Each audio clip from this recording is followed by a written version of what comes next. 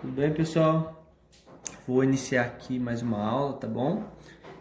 Para ajudar vocês nessa terceira atividade do PET 3. Então, ela traz, né, um pouco da representação geométrica de frações. Lembrando que nós já fizemos estudo de frações, inclusive da questão das porcentagens, tá? Nós vimos que uma fração nada mais é que uma divisão. Por exemplo, se eu tenho a fração de 2 por 3, né, 2 dividido por 3, eu posso expressar essa divisão através de uma fração, onde o 2 é o número que eu estou dividindo, que eu chamo de dividendo, e o 3 é o meu divisor, o número que eu estou usando para dividir, ou seja, estou dividindo o 2 em 3 partes iguais. A gente sabe que na matemática, uma divisão pode ser expressa através de uma fração e uma fração pode ser expressa através de um desenho, né? Você tem uma representação geométrica, uma representação de um desenho para uma fração. Então vamos considerar a seguinte situação. Paulo comprou uma barra de chocolate e consumiu 3 quintos do todo, ou seja, 3 quintos de toda a barra. Bom, qual seria a representação para uma situação como essa? Vamos imaginar que essa é a barra de chocolate, tá bom? Esses riscos aqui quer representar que não é um retângulo vazio aqui, tá? Você tem aqui uma barra. Então, a pergunta é, qual foi a parte consumida por Paulo? Esses 3 quintos corresponde a quanto dessa barra? Essa é a pergunta, né? Então, vamos entender isso, como fica. Pessoal, então eu quero saber, né, 3 quintos desse todo. A minha barra é o famoso todo. Lembra que eu ensinei vocês a calcular frações de um número. Por exemplo, 3 quintos de 250. Eu ensinei a vocês, né? Nós fazíamos o quê? Dividíamos pelo de baixo, o resultado multiplicava pelo de cima. E o raciocínio aqui, galera, é praticamente o mesmo. Se o meu todo é esse retângulo, bom, se ele consumiu 3 quintos, eu vou dividir essa minha barra em 5 partes, 5 pedaços idênticos e comer, né? E a gente sabe que ele consumiu 3 desses pedaços. Então, dividindo esse comprimento em 5 partes equivalentes, nós temos esses pedaços, beleza? Bom, dado que ele consumiu 3 das 5 partes, o pedaço referente ao consumo do Paulo é representado por essa figura, ó, um retângulo dividido em 5 partes, onde ele comeu 3. Então, basicamente, o que sobrou? Só esse pedaço, ele foi consumido. Perceba que esse pedaço é representado pela fração 2 quintos, concorda? Afinal, o todo foi dividido em 5 partes e restou apenas 2 delas. Por isso, 2 quintos. Da mesma forma, vamos entender a representação de 4 sétimos. Se o meu todo está sendo dividido em 7 partes equivalentes, eu dividi esse outro retângulo em 7 partes iguais. 1, 2, 3, 4, 5, 6 e 7. Quantas partes eu estou tomando? 4 dessas partes. Por isso que eu desenhei várias barras aqui, tá? Horizontais, para mostrar que esse pedaço corresponde a 4 sétimos. Perceba, galera, que cada parte do todo representa exatamente um sétimo. Afinal, se você somar um sétimo, mais um sétimo, mais um sétimo, se você somar cada parte, você tem que chegar no todo. O todo nada mais é que 7 sobre 7, concorda? O todo é quando eu divido o meu todo em 7 partes e tomo as mesmas 7 partes. Então, basicamente, eu divido e volto na parte original. Por isso que essa fração é o meu todo. E quando eu dividi ele, né, em 7 partes, cada uma delas corresponde a um sétimo. Da mesma forma, cada parte dessa aqui em cima representava como? Um quinto, um quinto, um quinto, um quinto e, por último, um quinto, certo? Aqui a mesma coisa, um quinto e assim por diante. Pessoal, então, né, em resumo, quando vocês forem realizar um desenho para representar uma fração, o número de baixo ele te fala quantas partes você vai dividir esse retângulo, né, essa figura. E geralmente, né, quase sempre é assim um retângulo. Ou também pode ser feito um círculo, tá? Onde ele divide o círculo em fatias de mesmo tamanho, tá? Por exemplo, se eu fosse construir um círculo para representar 3/5, eu tenho que dividir esse círculo em 5 fatias idênticas e pintaria, né? Tomaria 3 dessas fatias. Pessoal, agora vamos observar uma coisa. Vamos observar as frações 2/3 e 6/9. Usei o mesmo retângulo, ó, é o mesmo retângulo para representar ambas as frações. Só que o que eu quero que vocês percebam? O seguinte. Aqui eu esqueci, essa aqui é a 6/9. Bom, dividi em 9 partes e tomei 6. Dividi em 3 partes e tomei, vou pôr um T, tá? De tomei, tomar, considerar. 2 partes. Quando eu dividi isso aqui em 9 partes e tomei 6, eu obtive essa região aqui, certo? Essa região onde está representada. Qual seria a fração da parte que sobrou? Seria 3/9. Concorda comigo? É o que sobrou dividido pelo total de partes que foi dividido. E aqui, pessoal, a fração 2/3 está representando o mesmo pedaço. Olha, 6/9 está representando o mesmo pedaço que 2/3. Vou até colocar aqui, ó. Mesmo pedaço. Então, mas como assim, Guilherme? Significa que 6/9 e 2/3 é a mesma coisa, são iguais? Mas não são. São frações com números diferentes. Galera, elas não são iguais. Nós dizemos na matemática que elas são equivalentes. Olha só, qual a relação entre 2/3 e 6/9? Vimos que elas representam uma mesma parte do todo. Esse é o todo e nós vimos que representou a mesma parte. Olha, essa parte é idêntica a essa e o todo é o mesmo. Então, quando isso acontece, quando duas frações representam a mesma parte do todo, nós dizemos que elas são equivalentes, tá? Mas como saber se duas frações são equivalentes? Vem essa pergunta. Como saber se duas representam a mesma parte do todo?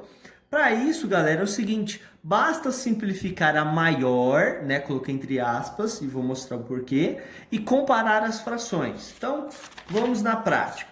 Quero saber se essas duas frações são equivalentes. Bom, vou pegar a maior, que em teoria é essa, né? Perceba que o numerador e o denominador são números considerados, são números maiores que dessa fração. Então, eu vou fazer um processo de simplificação. Eu vou dividir em cima e embaixo pelo mesmo valor. Isso pode ser feito, tá?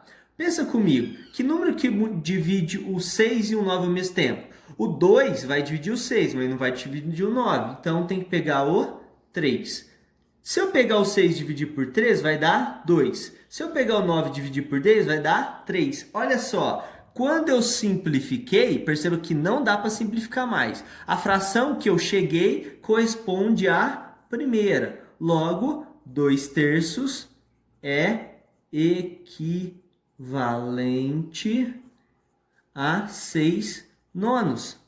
Olha outra forma, pessoal. Além da simplificação, vocês podem usar o seguinte raciocínio. Se 2/3 for equivalente, ou seja, for igual a 6/9, então se você multiplicar essa diagonal por essa, o resultado vai ser igual. O que é essa diagonal por essa? Você vai multiplicar esse número pelo de baixo e esse número pelo de baixo. Então vamos lá. 2 vezes 9. Opa, perdão. 2 vezes 9 é igual a 18. E quanto dá 3 vezes 6? 3 vezes 6, 18. Logo, essas frações são equivalentes. Pegar numerador de uma vezes denominador da outra. Numerador dessa segunda vezes denominador da primeira. Então, há dois processos. Ou por simplificação ou por essa regrinha, né? Qualquer uma delas diz se duas frações são equivalentes. Por exemplo, aqui. Vou usar esse método aqui da multiplicação. Então, se 3/5 for equivalente ou igual a 15 sobre 20, significa que essa fração, esse número vezes esse, vai ser igual a esse número vezes esse. Então, vamos lá. 3 vezes o 20 dá 60. Faço aí no cantinho para vocês verem. E 4 vezes 15, se a gente fizer, também vai dar 60. Logo, 3/4 é equivalente a 15/20. Guilherme, significa que se eu fizer um retângulo, dividir em 4 partes e pegar 3, e no mesmo retângulo dividir em 20 partes e pegar 15, eu vou obter o mesmo pedaço? Isso mesmo, pessoal, vocês vão obter o mesmo pedaço. Percebam que essas duas não vai ser equivalente. Por quê? Vamos pegar a maior, vamos simplificar ela. Vou usar o outro método, 4/18. O 2 divide o número de baixo e o número de cima, vai ficar 2/9. Perceba que aqui não dá para fazer mais nada, porque eu não vou encontrar nenhum número que vai dividir o 2 e o 9 ao mesmo tempo. Então, essa fração já é irredutível, certo? Agora, vamos lá. 1/3 é a mesma coisa que 1/9? De forma alguma, vocês concordam? Vou até mostrar para vocês, a gente não obteve as mesmas frações, mas essas duas, elas não são, de forma alguma, equivalentes. Afinal, ó, se eu pegar 1/3 e supor que ele é equivalente a 2/9, quando eu fizer a multiplicação desses números, 1 vezes 9 vai dar 9. E 3 vezes 2 vai dar 6. 9 é igual a 6? De forma alguma. Então, 1/3 e 4/18 não são equivalentes. Certo, pessoal? Então, com esses conceitos, vocês podem tranquilamente construir, né, figuras que possam representar frações. Pessoal, para finalizar, vamos falar sobre ordenação de fração, né? Ordenar, né, um conjunto de números significa organizá-los em ordem crescente ou ordem decrescente. Ordem crescente do menor para o maior, ordem decrescente do maior para o menor. Então, da mesma forma que é possível fazer isso com números inteiros, é possível fazer isso também com frações. E para isso, nós temos que comparar os seus numeradores e os denominadores. Por exemplo, eu quero ordenar essas frações. Vamos lá. Primeira coisa é considerar as negativas, porque lembra na reta numérica, são os negativos, o zero e depois vem os positivos. Quanto mais, lembra da reta numérica que a gente estudou? Você tem o zero, aqui você tem o -1, aqui você tem o 1, aqui você tem o 2, aqui você tem o -2. E assim é construído. Quanto mais à direita, maior o número. Quanto mais à esquerda, menor será o número. Então vamos lá. -1/5 é negativo. Como todos os outros são positivos, seria o seguinte: 1/5 está desse lado e as outras estão desse lado. Logo, o menor de todos já começa por 1/5. Próximo. Pessoal, perceba que eu tenho denominadores diferentes. Ó. Aqui eu tenho 3, aqui eu tenho 6, aqui eu tenho 12. Eu sempre aconselho vocês a levar sempre para o mesmo denominador. Qual que é o denominador que está mais aparecendo? É o 6. Vocês concordam comigo? Então eu vou levar para o mesmo denominador. Eu vou tentar transformar esse 3 em 6 e esse 12 em 6. Galera, como é que eu transformo o 3 no 6? Multiplicando por 2, certo? Então, só que é o seguinte. Se eu multiplicar por 2 embaixo, o que eu tenho que fazer em cima? Multiplicar também por 2, concorda? Então, a fração 1/3 é a mesma coisa que a fração 2, 1 vezes 2, 2, 3 vezes 2, 6. Então, essa fração, lembra da equivalência? Essa fração equivale a 2/3. Agora, olha só, em vez de usar 1/3, eu vou considerar como 2/6. Ó, essas três já estão iguais. Agora eu tenho que transformar essa daqui. Então, beleza. Como é que eu vou transformar o 12 em 6? Para eu transformar o 12 em 6, eu tenho que dividir por 2, concorda comigo? Guilherme, sempre 2? Não, às vezes vai ser por 3, por 4. Você tem que buscar a transformação correta.